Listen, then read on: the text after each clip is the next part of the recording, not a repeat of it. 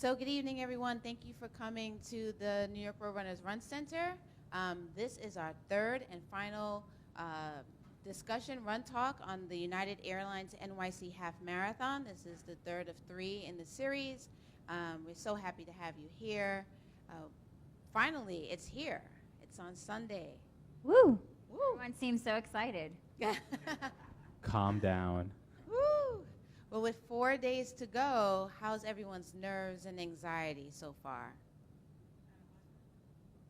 Did I hear at 100?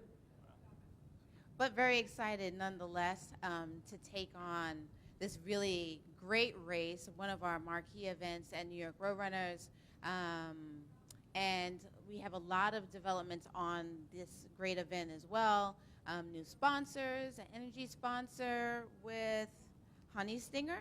So a lot of Honey Stinger stuff is going to be out there with BioFreeze and a lot of other things are going on. So with 4 days to go, we've got a really great panel. They've been here for the first 2 parts of the series to talk to us about the most important things that you need to know for your big day on Sunday, March 17th.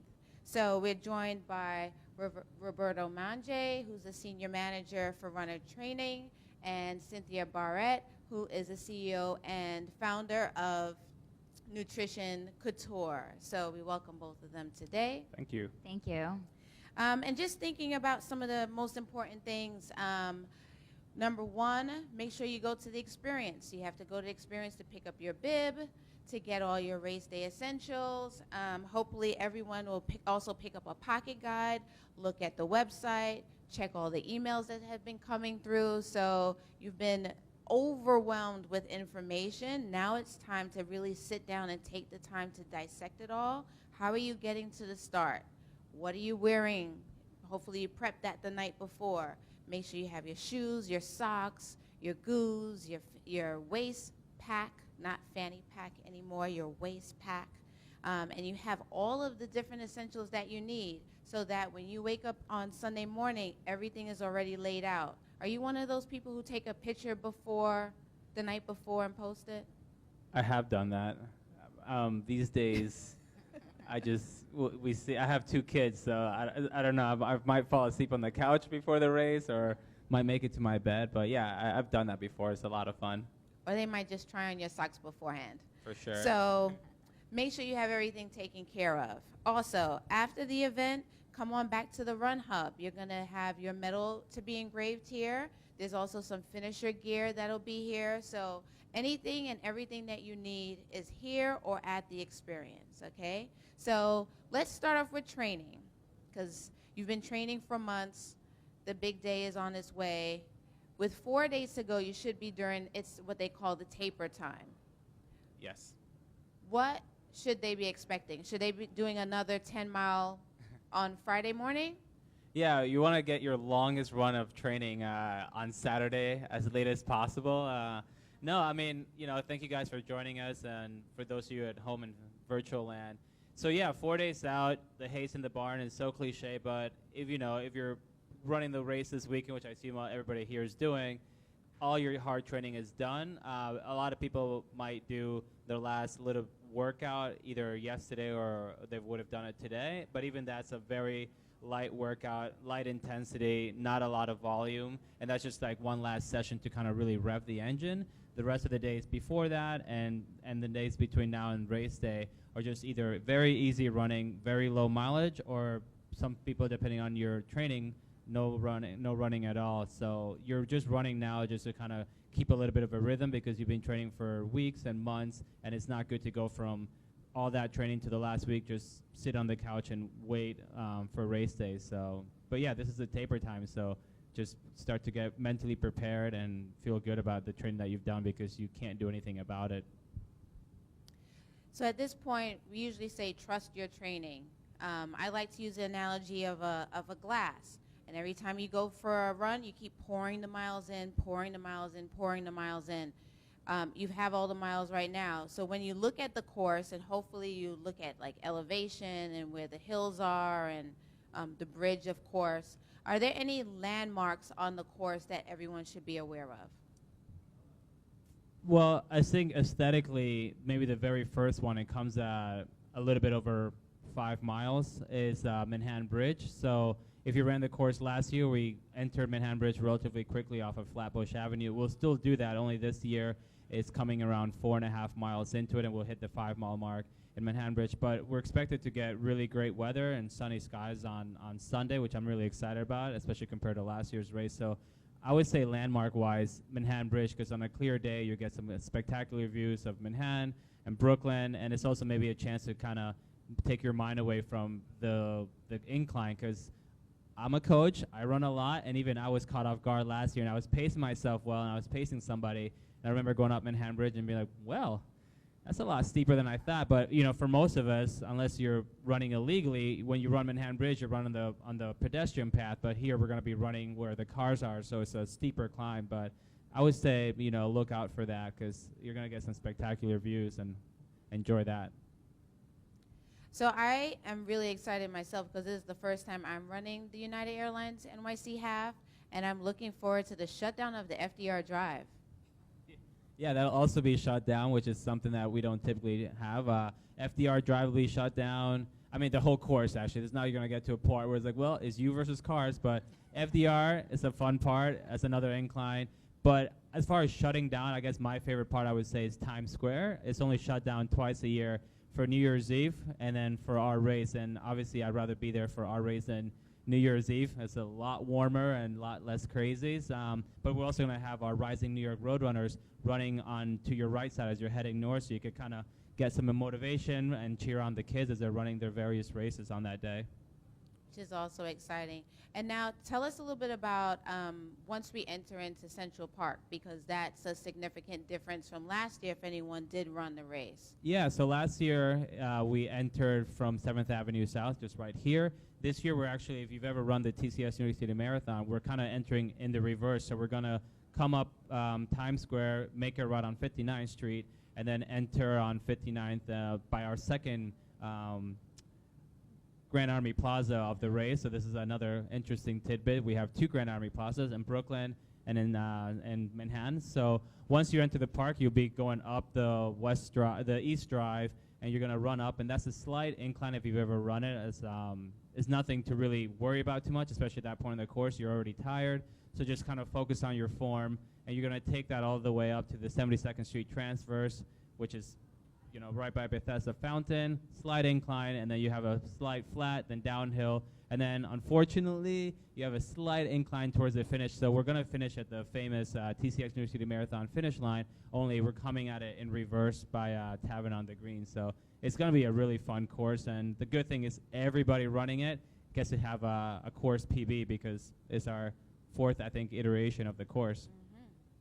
Which is exciting. So we're all nervous, we're all anxious, but regardless of what time you run, you're going to have a personal best. You'll be in the record books nonetheless. So that's a great, great point. Yeah. So as we look at the course, there's a lot of goodies on the course. Yes, if we think there's about going to be a ton of goodies this year. Yeah. So our energy sponsor is Honey Stinger. Yes. And we do have some samples that are available. Those on Facebook. Come over to the experience, but also come back to the Run Center, and you'll see some of the energy gels. Yeah, so we're going to have some energy gels, and we're going to have some of these. These are the energy chews. And then we also have the these organic waffle honey, which is your favorite. My favorite. See, for me, I prefer an actual goo. I'm doing good here, right? An actual goo or gel. That's my preference. So we're going to have these along the course, so you'll be able to pick them up at our fueling stations, which is pretty nice because that's usually not there. So we have a lot of different options this time, which is pretty cool. So hopefully everyone got your long runs in, and you know how you're going to fuel yourself besides, no, not right now, besides Gatorade that will be on the course, and there are some Gatorade Endurance formula samples as well, some powder mix and lemon lime formula that will be on the course as well to fuel you. So if you haven't already consumed it, you should grab a couple samples so you know what that tastes like. with the long runs, they've already done their long runs. Right. They should know how to fuel. It's supposed to be a really great day. Right. When do you take water? How many times? Gatorade, goo, what have you. So fill Yeah. us all in on that. Actually, the water starts from mile 2. Yes. So you have water starts from mile 2. So just Right. give us a little iteration of what we should absolutely. expect. So right before the race, you want to, well, leading up to the race, we should talk about that, right? So you want to keep yourself hydrated as much as possible. So maybe limiting the caffeine that you have prior to the race because it may inhibit some of the absorption of your nutrients. Also, too, can cause some dehydration. Although the flip side of caffeine is that, you know, you may be using it 1 cup of coffee right before the race. So, you know, everybody's very different. This is something that you should try prior to your race again, because even if you're going out for a mile run or a 2-mile run, just test it out and try it, because you'll never know until you're actually out there running, right, and how it feels and how you respond to caffeine. I definitely don't like caffeine, so I personally don't use it. But in terms of water, you should have about, you know, 2 to 3 liters 4 hours prior to the race. You want to stop drinking 30 minutes right before getting on start line, because then you're going to want to have to go to the bathroom, and that's something that, you know, you can obviously stop during the course, but you don't want to be running to the bathroom the whole entire race. So that's a good mark to know, about 2 to 3 liters of water 4 hours prior. And then, of course, obviously, there's going to be some water stations throughout the course. So you just drink as you need. I typically like to take a few sips. You know, if you drink too much, you're going to feel like you're carrying a water jug in your stomach, which is really uncomfortable. So be conscientious of how much fluid intake you're taking. And then you can vary it. You can have, you know, one stop some Gatorade, and then the next stop you can have some water. So you can alternate. You know, but you kind of should know at this point how many people have tested out their fuel, know exactly what they're using and what source of fuel they're using. Okay, good, very good. And how many of us have not tested it at all? I mean, you could be honest. Okay. Are you planning to go out for another run, one more run potentially? Not a long one, but in a run in general, it's important because your body is in motion regardless whether you're running 2 miles or 13. So just test out, you know, a few different types of sources and see what you like. Perfect. And so what about goos and gels? Yeah, goos and gels. Goos Oh my. and gels, because there's a So- lot of different options out Yes. there. We're going to have this on the course. There's going to be a variety of flavors. Right.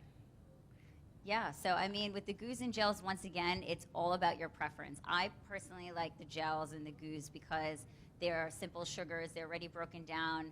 They're easy to, you know, to manipulate if you don't want to stop running, right? Versus something that's a little bit more harder, like a chew or a jelly bean. But it's all about preference. I think a lot of us have texture issues with certain foods. Like for me, certain consistency of foods I don't particularly like. So you have to like really try it out and see what works. Typically with fueling, you want to fuel right before the race. So you want to have maybe a gel, you know, 15 to 20 minutes prior to the race to get your simple carbohydrates in. And then as you're running, maybe about a good 45 minutes into the race, you want to have another type of fueling source because you don't want to hit that wall. You never want to feel fatigued and then fuel. You want to fuel right before you feel that fatigue, right? So typically they say about 45 minutes into a workout or a race, okay? And then thereafter, right after the race, then you want to get some more simple carbohydrates in. So then you may have another gel or you may have another energy drink or some chocolate milk or something like that. Chocolate milk or milkshakes are delicious. Or milkshakes, yes. So what about the night before? What should they eat? So the night before, I know I have this beautiful slideshow where we're kind of just, so this is the day before here. These are the energy sources that we spoke about here. And my pick is maple syrup. I like maple syrup.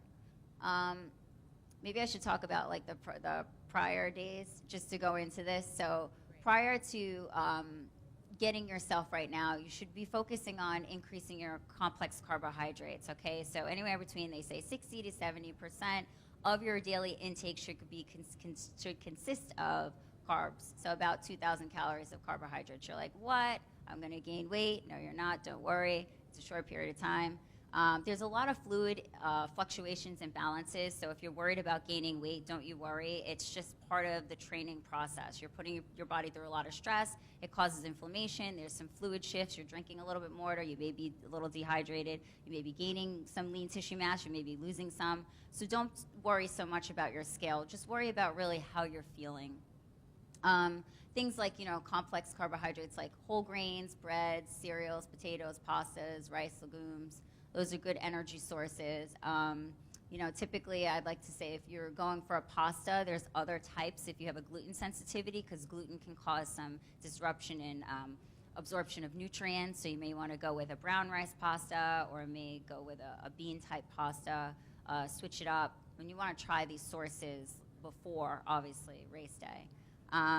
The other thing I want to talk about is like carbohydrate loading. I know that's another thing that a lot of people are concerned about, well, this whole carb loading, right? What is that about? You want to start increasing your carbohydrate take starting today, little by little. So an extra serving every meal or every other meal, and slowly but surely build it up to maybe every meal where you're having an extra serving of rice, or an extra serving of pasta, or extra serving of starchy carbohydrate like vegetable, like a sweet potato. What happens is if you're doing too much carbohydrates the night before, you're going to get GI distress, because you typically don't do that, and you're not going to do that even when you go for your long run. So just be very aware of not having too much, and I would say just having a little bit more than you would typically have on your normal long run. And then keeping yourself adequate hydrated, we spoke about.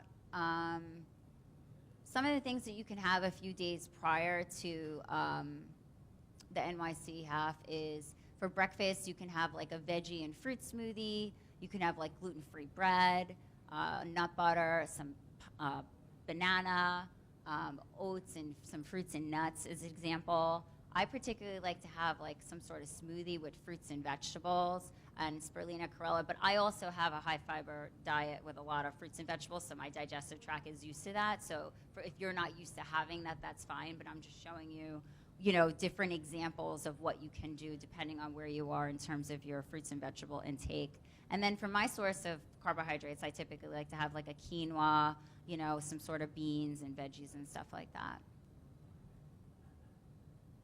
So for dinner and lunch, a few days prior, you can have some, lean sources of protein, like some chicken, some salmon, also to increasing your carbohydrate serving. So if you're going to have it with some pasta, have an extra serving, some quinoa.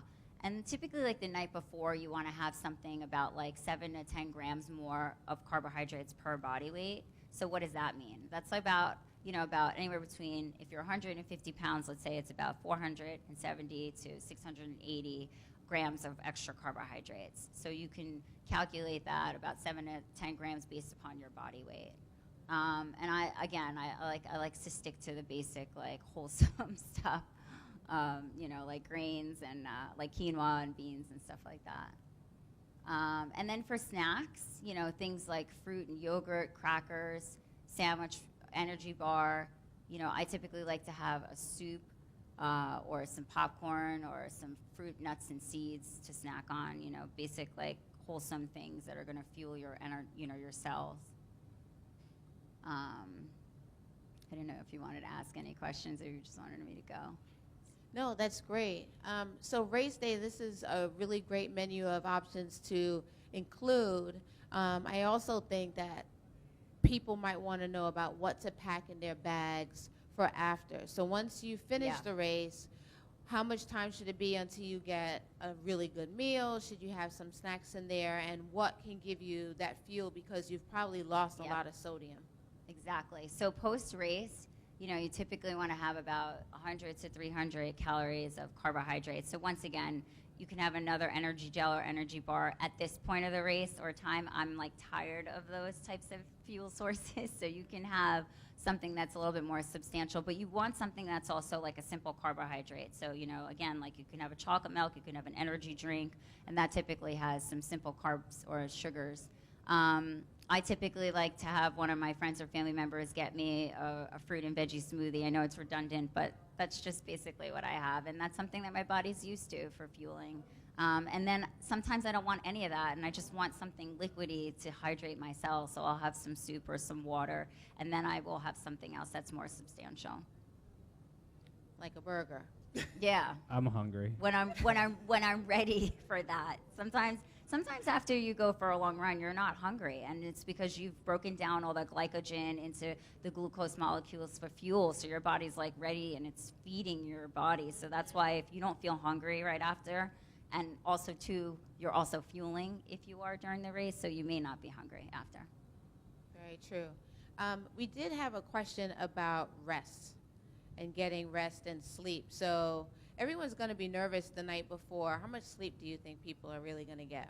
I mean, it's been my experience back when I was training seriously that it's the most important night of sleep 2 nights before the event, not so much the night before. Obviously, you want to sleep as well as you can always, but a lot of people, whether you're an elite or a novice, are understandably anxious, nervous. The body starts to prepare for the task at hand, so it's hard to fool yourself. You can't really duplicate that when you have a long run coming up, because you know, it's like, okay, it's just a long run, another train run, but there's a difference in the air and the atmosphere when you're getting ready for a race that the night before you could do your best to go to bed at 8 or 9 or 10 or whatever. Chances are you're going to be staying up all night or rolling around for a while thinking about the race. So I would say, you know, starting now, depending on what your life is like and work, start to try to get as much rest as you can. Maybe try to go to bed a little bit earlier, put down the phone or the TV earlier than you typically would.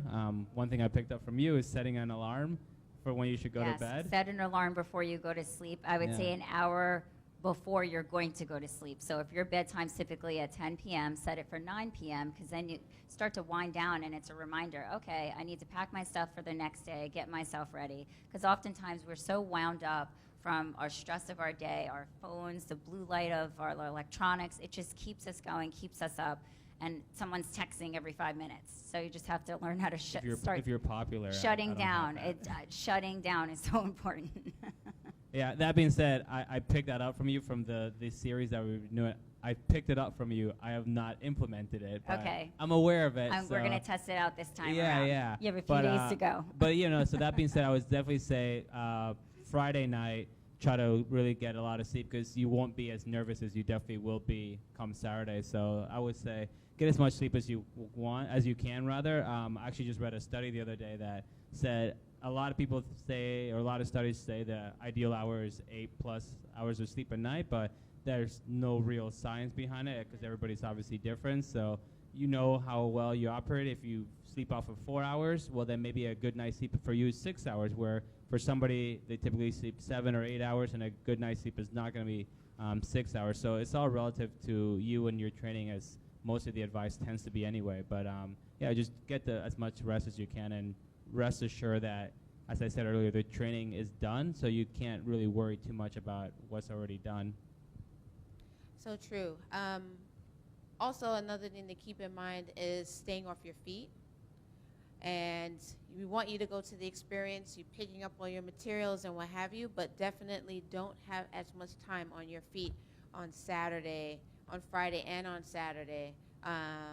Try to not wear high heel shoes for the ladies because, again, you're thinking about off-balancing your feet and you don't want to do all of that beforehand. So if you can, I mean, hopefully it's really nice weather. It's supposed to rain on Friday, but try to wear, you know, your shoes, relax, do any type of meditation, visualization of the course. I definitely would say visualization. So everybody here is going to be swinging by the experience, which opens tomorrow at 11 o'clock and runs Thursday, Friday, Saturday, 11 to 8, and 9 to 6. So when you come there, you'll pick up your bib, but you'll also see myself and my colleagues on the running lab doing course strategy.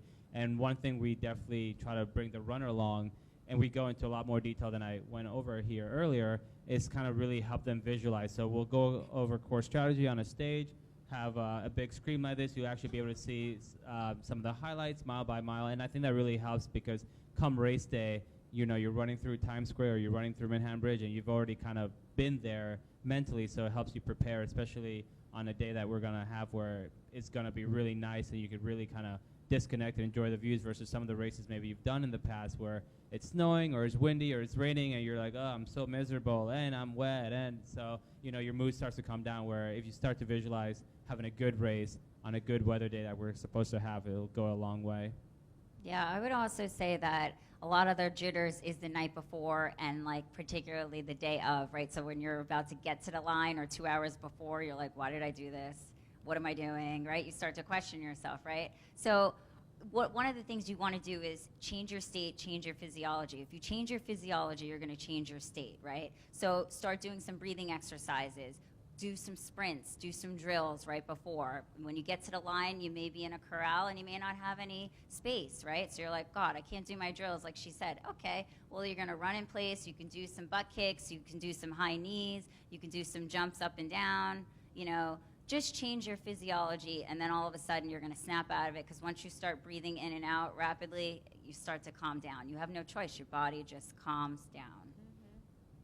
So it's really all about preparation and have everything prepared in advance. So you're going to have your transportation to the start prepared in advance. You know how you're getting there, what time you're leaving. Which we got an email today. Did anybody get an email of exactly where they live and how long it's going to take? That's pretty cool. So think about all of that. Your clothing the night before, sit it out. You know you're going to have plan A and plan B.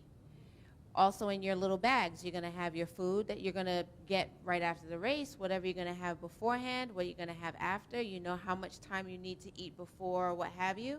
You're also going to have your snack for when you're done. You're also going to have a change of clothing just in case, something really light. You want to change your shirt after the race. So all these little things, hopefully you're putting together a really great checklist of everything that you'll need for the day of. Yeah. Change your clothes, change your sneakers. If it's going to rain, you're going to be completely drenched. Even going to the start line, they don't allow bags, but they do allow, I think, clear bags. So maybe you can cut out a clear garbage bag and kind of, you cut the bottom part, like arts and craftsy, and cut the bottom part and make some little booties so that way your sneakers are dry. Like I like to start, even if it's downpouring, I still like to start with dry sneakers. That's just a personal preference. So you can have a little poncho going, a little clear poncho, and some little clear booties. But it's not going to rain. It's not going to rain, though, because we've manifested that it's not going to rain, so it's going to be fine. Yeah, that being said, we're not expecting rain. It's not going to rain, so no worries there. But just in case. It is going to be a nice day, but if you look at your phone or app or whatever, you see the high for the day, and it's going to be lovely. But that being said, whether you're in wave 1, 2, or 3, you're going to get there really early, so the sun will not have risen yet, so it's going to be a lot chillier at the start before you start running. Once we start running, no worries, you're moving, you warm up, but have a plan. So a lot of times for the TCS New York City Marathon, we tell people wear clothing that you don't mind donating, whether it's your best friend's sweatshirt or his favorite sweatshirt or something that you just picked up at Goodwill. That way, when you're in your corral, you're still warm, and then, we'll have Goodwill donation bins right there that you could discard it right before you start, because it's not really once you start running that's the issue, is what you're doing that hour and a half, because, again, regardless of which wave you're in, you should be planning to get there around an hour 15 to an hour 30 before your race start time. So you obviously want to keep warm and not just show up from your house to the race in your awesome outfit that you're going to run in and just be super chilly for 2-3 hours. Cool. Does anyone have any questions? There's lots going on in your mind. Maybe the pocket guys are answering a lot of questions if you guys have looked at them. It's chock full of all kind of responses. Is this anyone's first NYC half? Wow. Awesome. PRs all around. What are you looking forward to? I'm looking forward to the course. I'm really excited to run over the Manhattan Bridge where the cars usually are, FDR being closed down, Times Square. I'm looking forward to the finish. So just the magic of the course itself. And yeah, one thing I'll mention about that, it's, we changed the course a little bit because we will hope to keep growing the event, and it's a really wonderful event where I think as of a few days ago, we have over 40 countries represented, and we're expecting around 25,000 finishers. So it's obviously a little smaller than the marathon, but you're going to really be out there with a lot of people from all around the world. And once again, like last year, the community really comes out and cheers. So for you, I guess most of you first-timers, for this race. It's going to be a really great event with a great weather, so I'm looking forward to it. Anyone else has any questions? No? Everyone's prepared?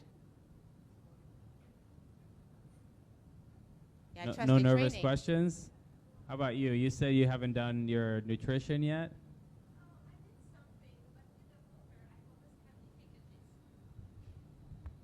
Thanks. Actually, I ran half marathon last year, the shape, and during the whole half marathon, I didn't drink anything. So I have difficulty in stopping and drinking. It's something that I don't think about. I have gels though, so I always Right. bring these. But with the water or the Gatorade, when I run, I don't think about drinking. Right. I don't feel it. And how did you feel after the race? Did you feel okay?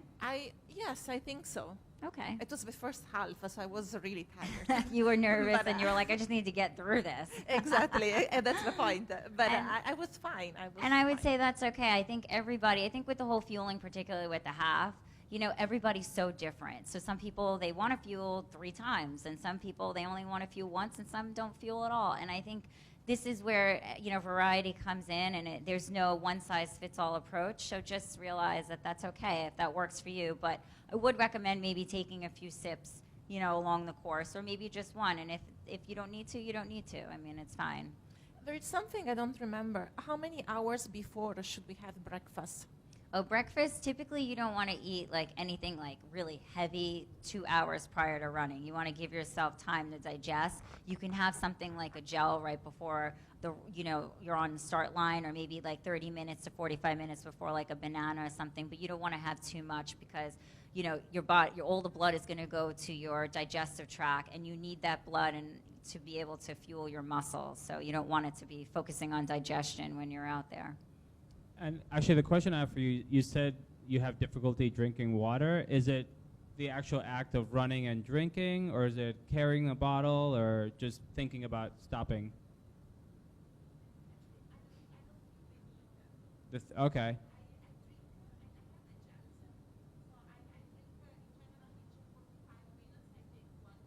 So you have a gel 45 minutes into the run. Yeah. You don't feel Even the when need you're of the water. training? Yeah.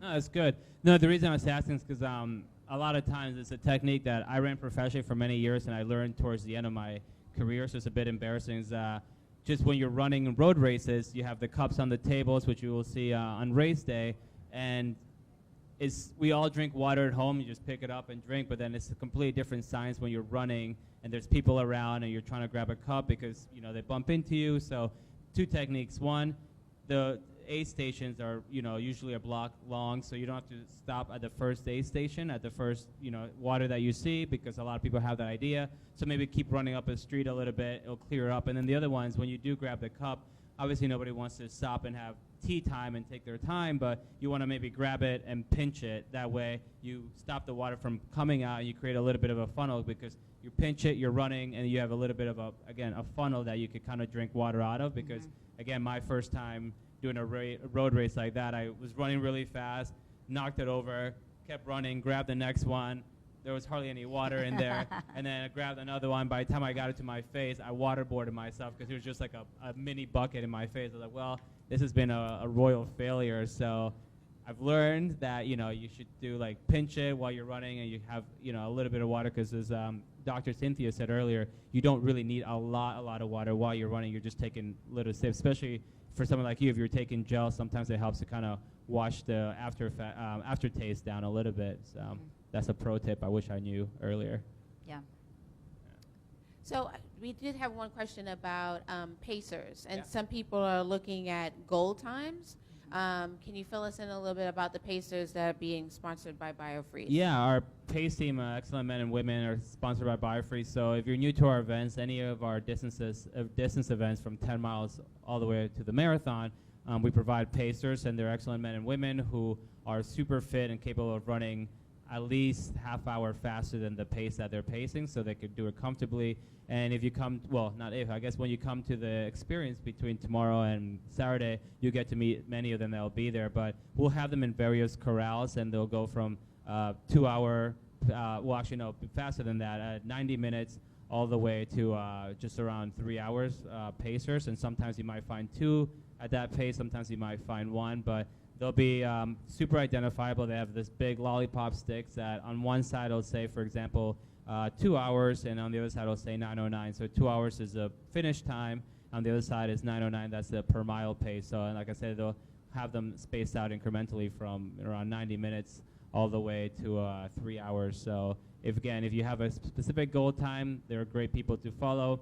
That being said, they're gonna always aim to come in about 30 seconds faster than the stated time, because if they run 2 hours and you're following them, then you're gonna run 2 hours and 1 second or something. So obviously most people would rather run 1:59:58 than 2 hours. So they'll be gonna be coming in, and that's also so the runners could give them a little bit of space, because sometimes people think that the only way I'm going to run the provided pace, if I run right up on the pacer, and a lot of people running next to the pacer, you could trip up. So if you're within 30 seconds or within eyesight of the pacer, chances are you're still running your pace as long as you keep that distance. And by that I say, if I'm running and I'm standing right here and our pacer's literally across the street, that's less than 30 seconds to run. So like, okay, I'm within 20 seconds, 10 seconds. So, but yeah, you'll have a chance to maybe meet a few of them when you come over the next few days to the experience.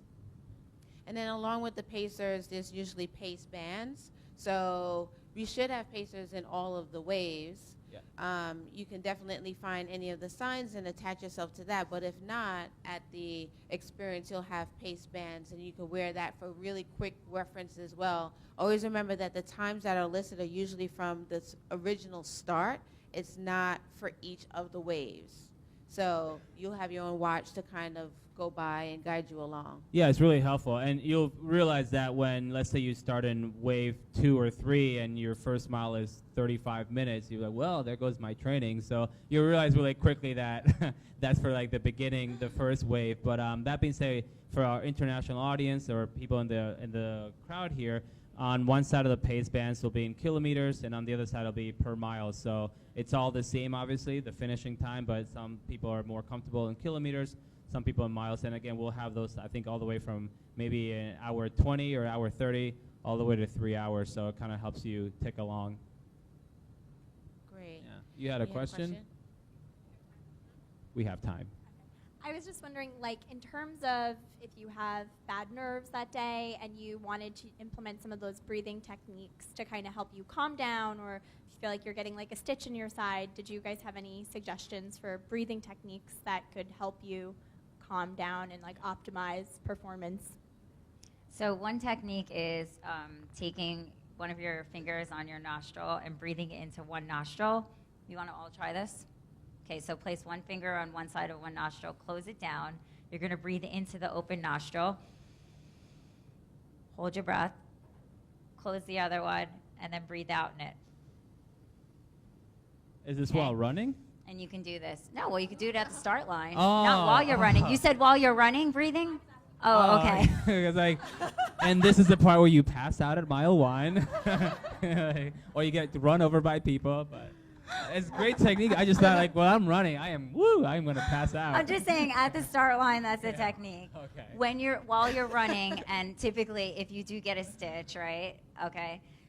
What I usually tell my runners is to place wherever it is. Typically, it's on your side, right? And typically, I always say it's usually on the right side, and that's where your liver is. You just place your hand where that stitch is, and you imagine breathing into that space.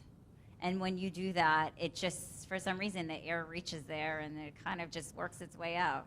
So, and don't focus on it. Just snap yourself out of it and just, be positive. Think positive, happy thoughts. Think of something funny.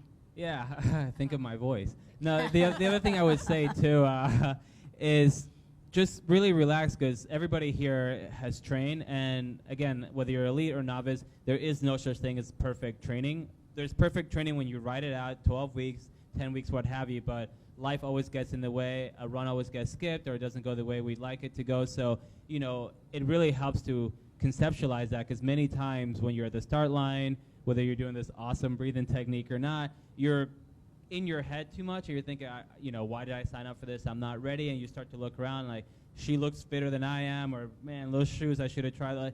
And you start to really kind of get in your head. But if you think, okay, I've trained the best I can, And at the end of the day, you have to realize that you're really just asking yourself, your body, to do something that's done hopefully hundreds of times before, because you've trained. Again, it doesn't have to be ideal train, but the gun goes off, the cannon goes off, and that's usually when the nerves go away. But it's always right up to that point where you're like, you know, just raring to go and you're really nervous, but you just have to say, okay, relax. What am I doing? I'm going to run. And again, I beat this joke to death, but like nobody should be running under duress, right? Like we're all signed up because we want to, so otherwise blink once and I'll call for help. But you know, you'll be okay. So just remember, relax. You're running because you want to run. Obviously, everybody has different finishing goals, but Yes, you've done the training. This is a choice. Yeah, it You have has to to be a remind choice. yourself. Yeah. So yeah, I mean, and again, I've been to a lot of high-level races where I've gone way too deep into my head, and then it's sometimes almost like a runaway trainer. It starts to snowball, and when you become aware, you're like, whoa, okay, relax. I'm just gonna run. Like we could all run. We've all run here. So, you know, once you start to really step back, almost reverse engineer it, you start to realize, yeah, I could do this. And you relax, you let yourself go, and you run with less tension, and you could be more efficient as well than, you know, really nervous and tense. And this is fun. You're going to Yes. have 25,000 Yes. of your crazy best running pals right next to you. New York City is your plate. You just got to go. It's your race, your pace. Enjoy every step of it. Yeah, and just the juxtaposition, you know, we're starting in Prospect Park, deep in Center Drive, so that'll be kind of like nice and intimate, just us runners, no real spectators there. Real But close. Yeah, just rubbing elbows. But then eventually, obviously Manhattan Bridge is great and all that, but eventually we run through Chinatown, which is such an eclectic neighborhood compared to where you just come from, you know, running down Flatbush, and you get to experience that. But then again, you go back to kind of being pseudo alone on FDR because we don't allow spectators there for obvious reasons, just like in Manhattan Bridge. And then you go through that, and then you start to get into Manhattan proper itself, where you're running by United Nations, you're running down 42nd Street, and then obviously the pandemonium that is Times Square. So you just kind of get such a shock to the senses and so much excitement that it's really a fun race to visualize, and just like, okay, when I'm on FDR, that's going to be my time. When I'm in Manhattan Bridge, that's going to be my time. But I'm going to high-five everybody I see on 42nd Street. I'm going to do cartwheels up Times Square. You know, like, it's just a really fun race. So you just have to start putting yourself in that kind of environment. Like, I'm going to have a good time. Hopefully it's the best race I've ever had. But if not, I'm still going to have a good time because you can control your disposition that way. You can't control the day and the weather and what other runners around you do. But, again, people from all around the world are flying in, and you guys are all kind of local. So this is like your home course, and we've all been around. You haven't run the race, perhaps, but you've run around Manhattan, you've run around Brooklyn. So this is kind of your personal tour of New York City. Exactly. Before we close out, does anyone have any final questions or comments they'd like to share? No? I do. So I have a. So, you know, everybody wants to know what the Kenyans eat, right? So I figured we could talk about it because they obviously are performing very well, and their diet is very different than what we eat here. So what do they eat? Well, they have cornmeal, porridge, they have collard greens, they have managu, dark leafy greens, spinach, cabbage, you know, beans, and this like tortilla-like bread. And then they have some like chai tea with like some milk and sugar. And that's pretty much what they're eating. And a lot of their diet consists of like 76% carbohydrates. And then for breakfast, they'll have like this porridge made like stuff with fermented millet with lemon juice. And for dinner, they have more cornmeal. I mean, it's a lot of carbs, you know. But they don't gain weight. You know, well, they do. They don't have cars, really, right? I mean, they're like walking everywhere. They're running everywhere. So they need those carbohydrates because they're doing a lot of endurance-based things. And it's not processed, right? So they don't have all these artificial ingredients, so they're not packing on, you know, the pounds. And then they have things like fish. And then for snacks, they don't, you know, have things that come out of packages. They have papaya and bananas. So, I mean, it's really just that simple, guys. With nutrition, it's like sometimes we complicate it. But if you just go back to the basics and you really just feed your body with the right nutrients, you're going to get the results. So as Eliud Kipchoge. Eliud Kipchoge, okay? So as he won the Berlin, right? So, you know, another thing that we don't talk about is running on an empty stomach. So I just wanted to drive that home. Oftentimes they wake up and, you know, they do maybe 2 runs a day. Their first run, they're not eating anything in the morning. So I just thought it would be fun to put that in and just throw it out there. I mean, me personally, I like to have some spirulina chlorella, which is some green powder. You're like, what is that? You know, I like to have that water, and that gives me a boost of my vitamin B, you know. But other than that, then I eat after. So just start thinking about, you know, what you're doing in terms of your fueling source before, after, and during running. And it takes time. You know, I've been running since I was 14. It takes time to kind of figure this out. So if you just kind of feel like, I don't really know, I'm still trying to figure it out, that's okay. We've all up here been running for quite some time. And, you know, in the beginning, I would go and I would be like going and I would have like pizza right before I would go for a run and some Chipwiches. I mean, I was in high school. And then I would have a stomach ache, and I'm like, well, what am I doing wrong? But, you know, you're not doing anything wrong. You just don't know until you try it. So don't be so hard on yourself. It takes time to go through the motions and experience all this. But I figured it'd be fun to So show you 2 what they things. You're do. saying before the next race, we should all go to Kenya and live that Yes. way. And I guess they don't have Trader Joe's in Kenya. They should have a cooking class here. With Okay. how to cook like the Kenyans. We're all going to just get on our magic school bus and go to Kenya next time. So awesome. So I think we've learned this evening really 2 things. One is to simplify it all, the process in general. Really keep it nice and simple. We want to overanalyze it, but we really shouldn't. Keep it nice and simple. Couple quick steps on what to do days before, the day before, the night before, the day of, and what to do right after.